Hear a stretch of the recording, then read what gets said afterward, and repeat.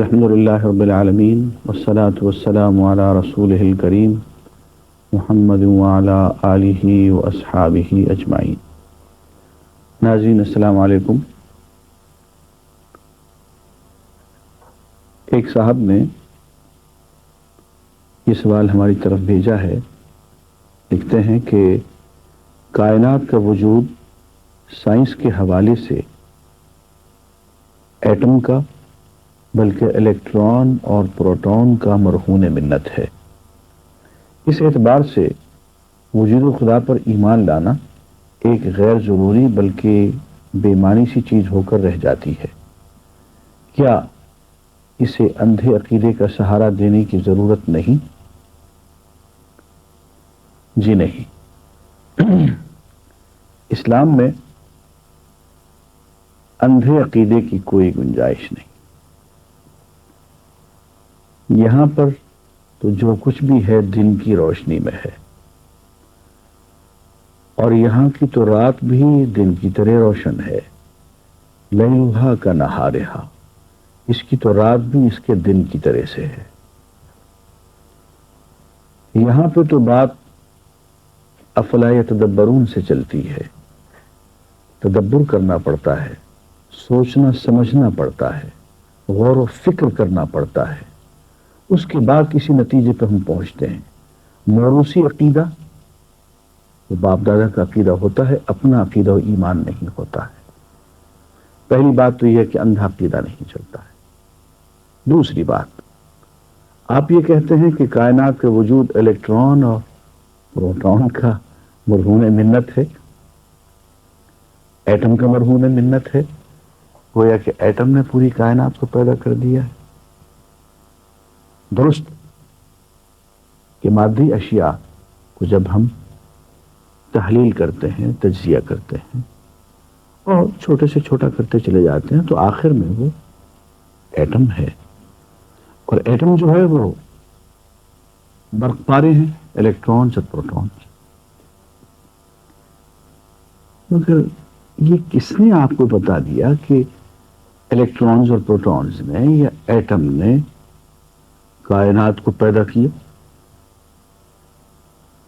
کائنات ان پہ مشتمل تو ہو سکتی ہے، لیکن یہ کائنات کے خالق تو نہیں ہو سکتے۔ میں اس سائنسدان کی شکل دیکھنا چاہتا ہوں جو یہ دعویٰ کر دے یا یہ نظریہ بیان کر دے کہ ایٹمز نے کائنات کو پیدا کیا ہے۔ بھائی، ایٹم تو جز ہے،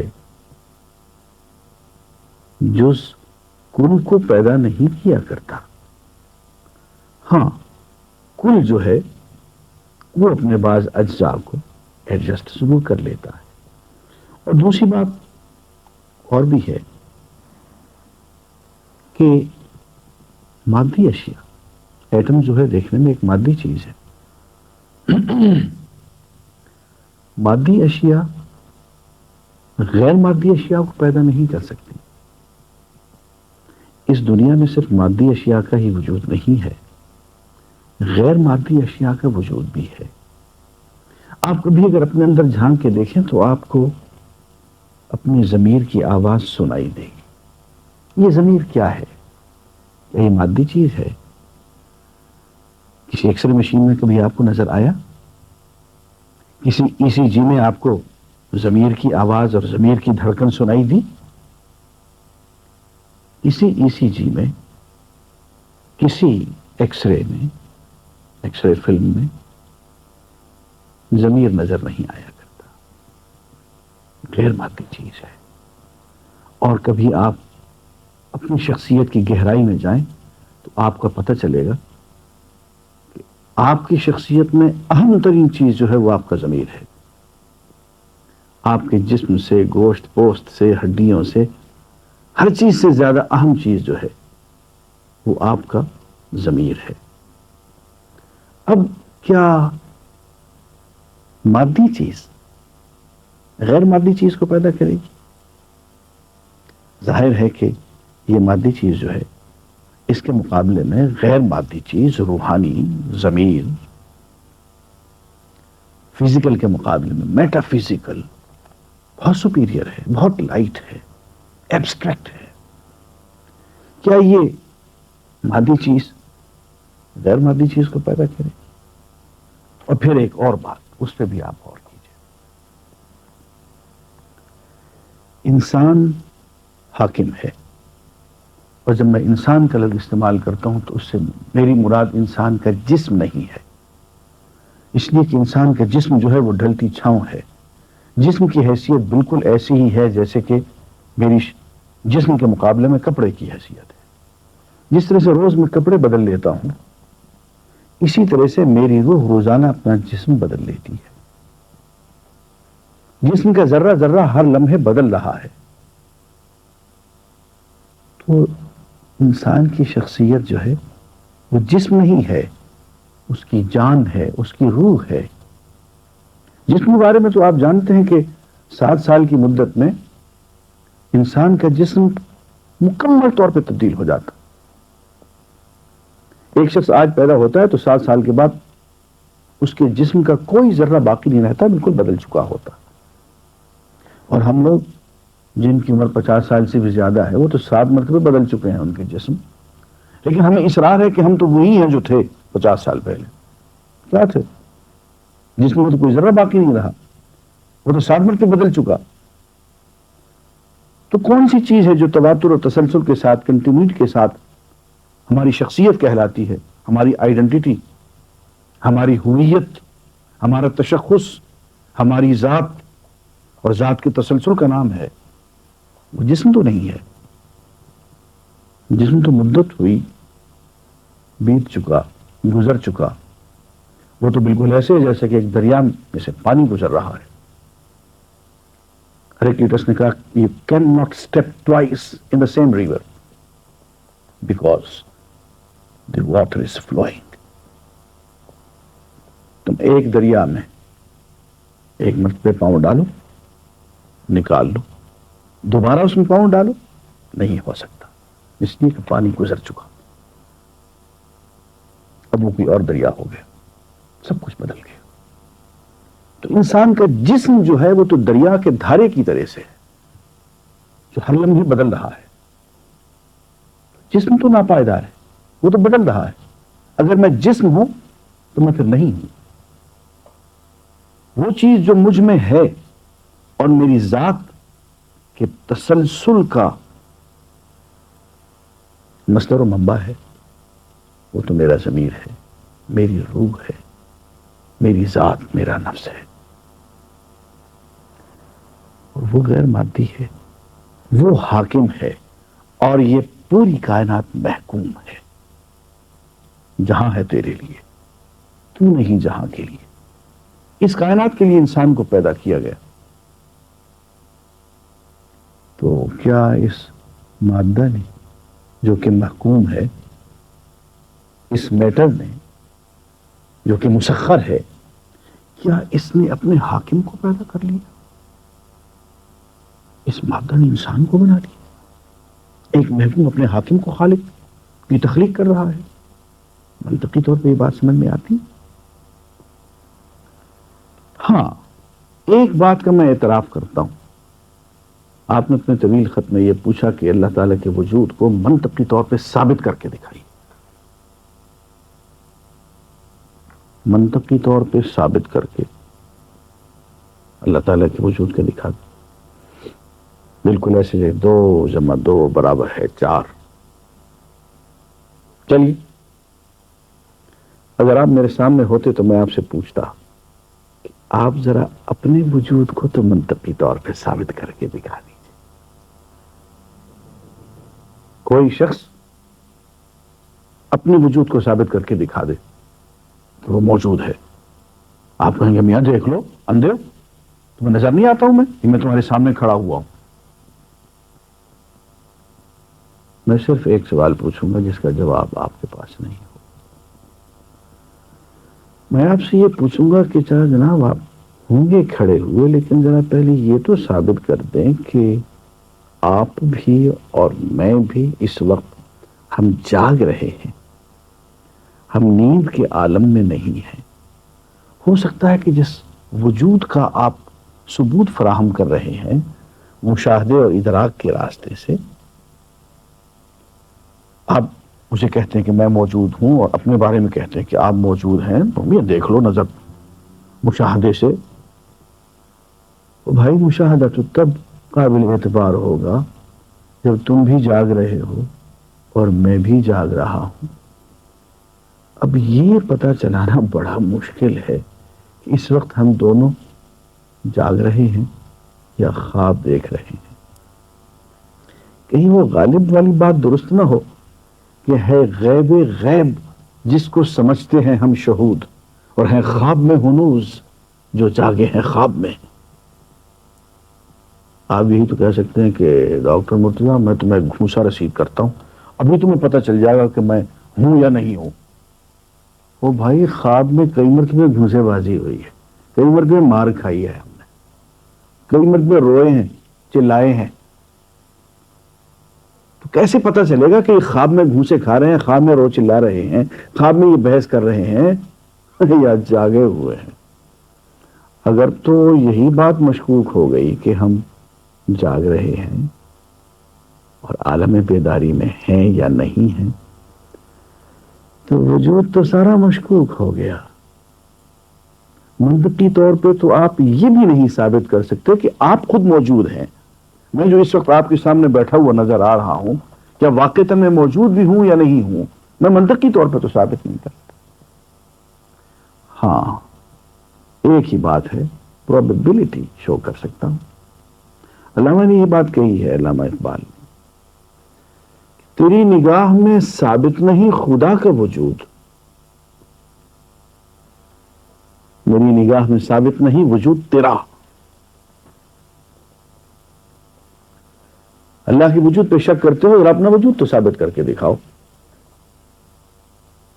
اور منطق کی جو جزیہ لے کے آؤ گے ہم رد کرتے چلے جائیں گے اور یہ ثابت نہیں ہونے دیں گے کہ تم موجود ہو. ہاں سہارا لوگے تو اتنی سی بات کا سہارا لوگ کہ میاں ذرا دیکھو کہ looks to be more probable that I exist. ہاں یہاں تک آ گئے تو اتنی سی دلیل جو تم اپنے وجود کے بارے میں دے رہے ہو، اس سے زیادہ مضبوط دلیل ہم خدا کے وجود کے بارے میں دے سکتے ہیں.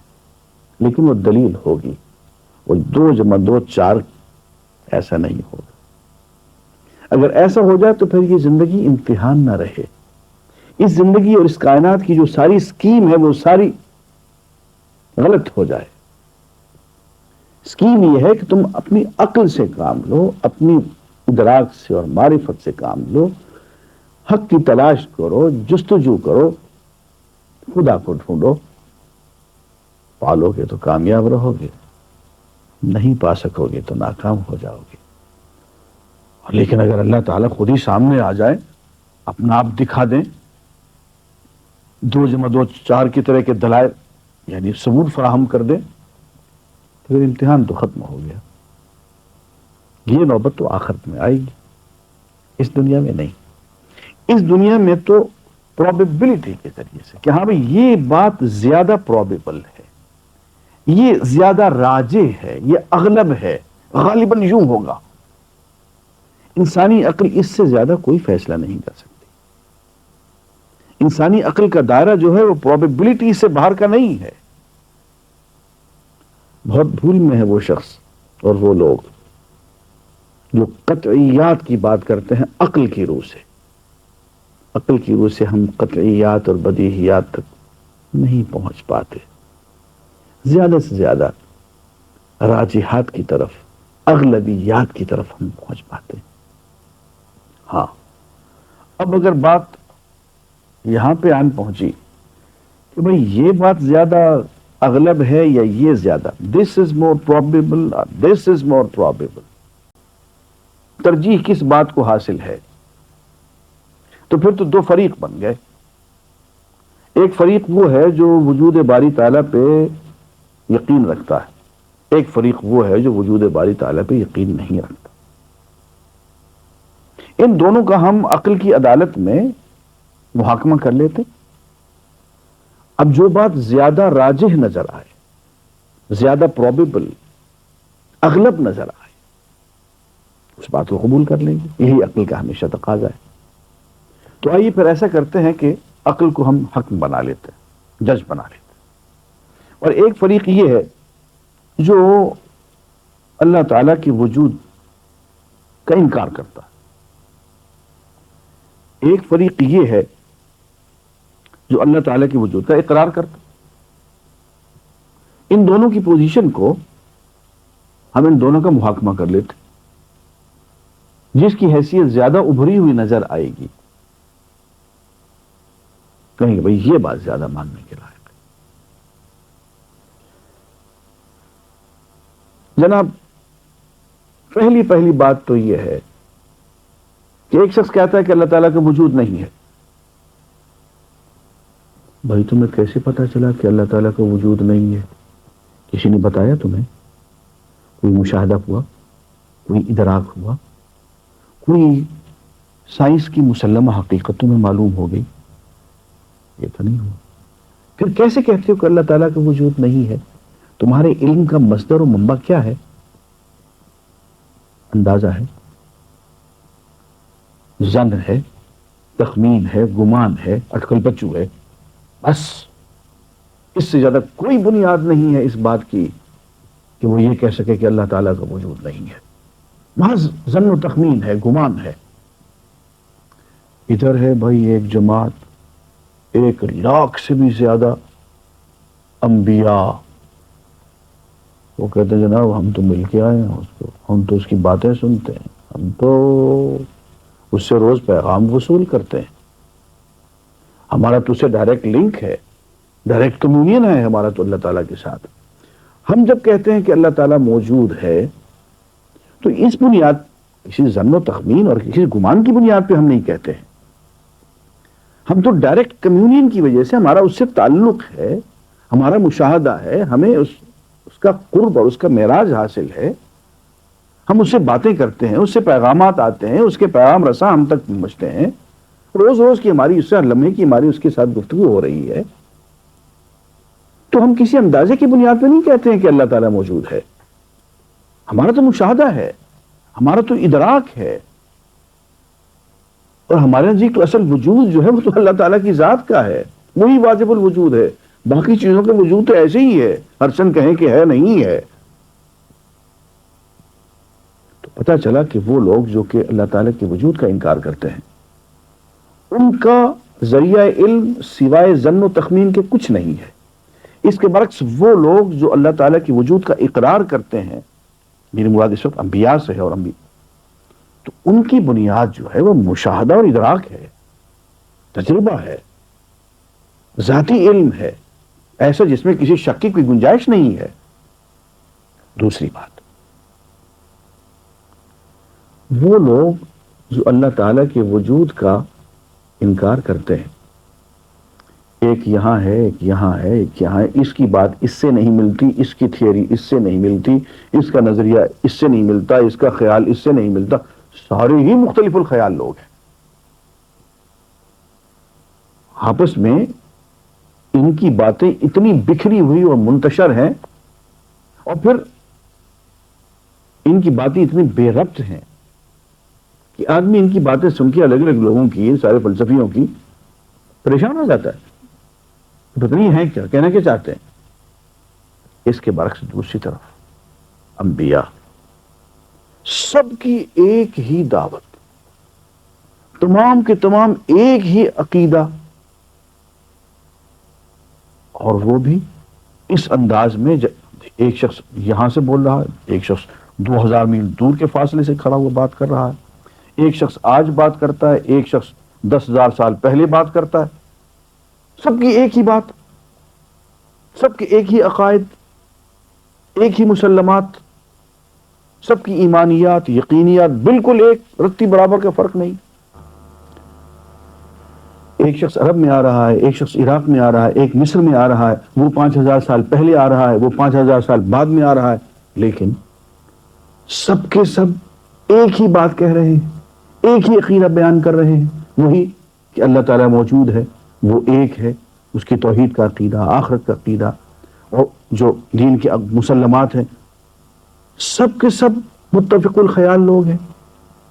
اب سوال یہ ہے، کیا ہم ان لوگوں کی بات مانیں، فلسفیوں کی، جن میں سے ہزاروں میں سے ایک شخص دوسرے سے نہیں ملتا، یا ہم انبیاء کی بات مانیں جو کہ سب کے سب زمان و مکان کے اختلاف کے باوجود، زمان و مکان کی دوری کے باوجود، سب کے سب ایک ہی بات، ایک ہی حقیقت، ایک ہی عقیدہ بیان کر رہے ہیں؟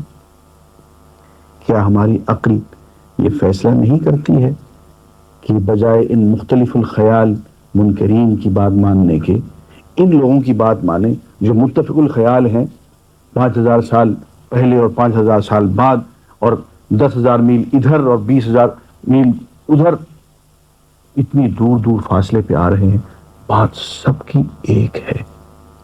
ظاہر ہے کہ یہی حقیقت ہوگی۔ اس کے علاوہ ایک اور اہم بات ہے، دونوں کی پوزیشن میں ایک بہت بنیادی فرق ہے، اور وہ یہ ہے کہ اللہ تعالیٰ کی ذات کے منکر، ہرچند کہ ان کی بھی تعداد ہے، لیکن ہر منکر جب بھی بات کرتا ہے تو وہ شک سے بات کرتا ہے، یقین سے بات نہیں کرتا۔ اور آج جو بات کہتا ہے کل اسی سے مکر جاتا ہے، اسی کو بدل دیتا ہے۔ یہ تمام فلسفیوں کی مصیبت رہی ہے۔ اس کے برعکس جو انبیاء ہیں اور انبیاء کے ساتھی ہیں، ان کی صورتحال یہ ہے کہ وہ جو بات بھی کرتے ہیں پورے تیقن کے ساتھ، ایمان اور یقین اور کنوکشن کے ساتھ کرتے ہیں، اس لیے کہ ان کو جو بات کہی گئی ہے اس کی بنیاد ظن و تخمین نہیں ہے، بلکہ انہوں نے جو بات انبیاء سے سنی ہے اس پہ یقین رکھتے ہیں، اور انبیاء نے جو بات کہی ہے وہ مشاہدے کی بنیاد پہ، تجربے اور ادراک کی بنیاد پہ کہی ہے۔ اس لیے منکرین خدا شک میں مبتلا ہے، اور وہ لوگ جو اللہ کی ذات میں یقین رکھتے ہیں اور اللہ کی طرف بلاتے ہیں، وہ کنوکشن کے ساتھ اور یقین اور ایمان کے ساتھ بات کرتے ہیں۔ ایک اور بہت بنیادی فرق ہے، وہ یہ ہے کہ وہ شخص جو اللہ کی ذات پہ یقین نہیں رکھتا ہے، وہ جو کچھ کہتا ہے اس پہ خود عمل نہیں کرتا، اس کی اپنی تھیوریز ہیں، اس کے اپنے نظریات ہیں، مگر اپنی کہی ہوئی بات پہ اس کا عمل نہیں ہوتا، اس لیے کہ وہ جو کچھ بھی کہتا ہے شک کی بنیاد پہ کہتا ہے، اور شک عمل تک نہیں پہنچاتا۔ جو چیز عمل تک پہنچاتی ہے وہ کنوکشن ہوتا ہے، یقین ہوتا ہے۔ اس کے برعکس وہ لوگ جو اللہ تعالیٰ کی ذات پہ ایمان رکھتے ہیں، اور خاص طور پہ انبیاء اور ان کے ساتھی، وہ جو کچھ کہتے ہیں اس پہ پورا پورا عمل کر کے دکھاتے ہیں، اور ان کی پوری زندگی ان کے قول کے مطابق ہوتی ہے۔ ایک اور بنیادی فرق ہے ان دونوں فریقوں میں، اور وہ یہ ہے کہ تمام فلاسفہ، اور خصوصاً فلسفیوں میں وہ جو اللہ کی ذات کا انکار کرنے والے ہیں، ان کے کردار میں اور عام لوگوں کے کردار میں کوئی خاص بنیادی فرق نہیں ہوتا۔ ان کا کردار عامیانہ ہوتا ہے، ضرورت پڑے تو جھوٹ بھی بول لیتے ہیں، ضرورت پڑے تو دھوکہ بھی دے لیتے ہیں، بددیانتی بھی کر لیتے ہیں، اور یہ فلسفیوں کی تاریخ ہے۔ اس کے برعکس انبیاء کی تاریخ، اللہ پہ ایمان رکھنے والوں کی اور ایمان باللہ کی دعوت دینے والوں کی جو تاریخ ہے، اس کی بنیاد دو چیزوں پر ہے، صدق اور امانت۔ تمام انبیاء صادق بھی ہیں، امین بھی ہیں، جو بات کہیں گے سچی ہوگی، اور اس سچ پہ عمل کر کے دکھائیں گے، بلکہ ان کو ان کی اپنی زندگی میں، ان کو بچپن سے ان کو صادق اور امین کہہ دیا جاتا ہے۔ پوری زندگی صدق، راست بازی، امانت، دیانت، عدل اس کا مرقع ہوتی ہے۔ اب سوال یہ ہے، کیا ہم عامیانہ کردار کے لوگوں کی بات مانیں، ان جھوٹوں کی، دھوکہ دینے والوں کی، فریب کاروں کی بات مانیں، یا ان راست باز لوگوں کی بات مانیں، اہل اللہ کی، ایمان اللہ پہ ایمان لانے والوں کی اور ایمان کی طرف بلانے کی، جنہوں نے زندگی میں کبھی جھوٹ نہیں بولا۔ آئیے ایک اور بہت بنیادی فرق ہے کہ ان لوگوں نے، فلسفیوں نے، انسانیت پہ کوئی اہم نقش نہیں چھوڑا ہے۔ اس کے برعکس انبیاء نے اور انبیاء کے ساتھیوں نے انسانیت پہ مؤثر نقوش چھوڑے۔ آپ کو کوئی بھلائی ایسی نظر نہیں آئی کہ اس کا رشتہ آخر میں جا کے کسی نہ کسی نبی سے نہ جڑ جائے۔ پوری انسانیت کو متاثر کیا ہے انہوں نے۔ یہ امامت پوری کی پوری انسانیت ان کے ہاتھ میں ہے۔ اور پھر ان دونوں فریقوں کے مزاج میں ایک بہت بنیادی فرق ہے۔ وہ لوگ جو منکرین خدا ہیں، ان کے مزاج میں مادہ پرستی ہے، ہوس پرستی ہے، موقع پرستی ہے۔ اس کے برعکس وہ لوگ جو انبیاء ہیں اور انبیاء کے ساتھی ہیں، ان کے مزاج میں محبت ہے، مودت ہے، رحمت ہے، ایثار ہے، قربانی ہے۔ کوئی موقع پرستی، کوئی خود غرضی ان کو نظر نہیں آئے گی، بلکہ یہ بطور دلیل کے کہتے ہیں کہ یہ محبت جو ہے، یہ ایثار اور قربانی کا جذبہ جو، یہ ہماری اپنی، اس کا کریڈٹ ہمیں نہیں جاتا، یہ اللہ تعالیٰ نے ہمارے دل میں ڈالا۔ ہم کسی سے محبت کرتے ہیں تو اس وجہ سے کہ یہ محبت اللہ نے ہمارے دلوں میں ڈالی ہے۔ اور ان دونوں کی دعوت جو ہے، منکرین خدا کی دعوت موقع پرستی کی، مادہ پرستی کی، ہوس پرستی کی، انانیت، نفس پرستی کی۔ اس کے برعکس اہل اللہ کی، انبیاء کی دعوت جو ہے، وہ اپنے ضمیر پہ لبیک کہنے کی ہے، روحانیت کی دعوت ہے۔ اب آپ ان سب باتوں میں ان دونوں فریقوں کا موازنہ کریں کہ کون کہاں کھڑا ہوا ہے، کس کی بات زیادہ پروبیبل ہے، کس کی بات میں زیادہ وزن ہے، زیادہ زور ہے، کس کی بات زیادہ قابل ترجیح ہے۔ تو عقل کی عدالت از خود یہ فیصلہ کرے گی کہ انبیاء، اہل اللہ، ان کی بات زیادہ قابل ترجیح ہے کہ سب سے پہلے تو انہوں نے جو بات کی ظن و تخمین سے نہیں کی، جو بات انہوں نے کہی مشاہدہ و ادراک سے کہی۔ پھر وہ جو بات کہتے ہیں اس پہ شک نہیں کرتے، اس پہ یقین سے بات کرتے ہیں۔ پھر یہ ہے کہ وہ اپنی بات پہ عمل کر کے دکھا دیتے ہیں، اس کے لیے اپنی جان تک قربان کرتے ہیں۔ پھر ان کی پوری زندگی اور کردار جو ہے وہ عامیانہ نہیں ہے، بلکہ بہت اونچے درجے کا راست باز کردار ہے۔ پھر وہ فلسفیوں کی طرح ایسا نہیں ہے کہ ان کی دعوت مادہ پرستی کی ہو، نہیں، ضمیر کی آواز پہ لبیک کہتے ہیں، ایثار اور قربانی، محبت اور روحانیت کا درس دیتے ہیں۔ تو اس اعتبار سے ترجیح اس بات کو ملتی ہے عقلاً، عقل کی عدالت سے، کہ ان لوگوں کی بات کو راجح اور اغلب مانا جائے، جو اللہ کے وجود کا اقرار کرتے ہیں، اللہ کی طرف بلاتے ہیں۔ وآخر دعوانا ان الحمد للہ رب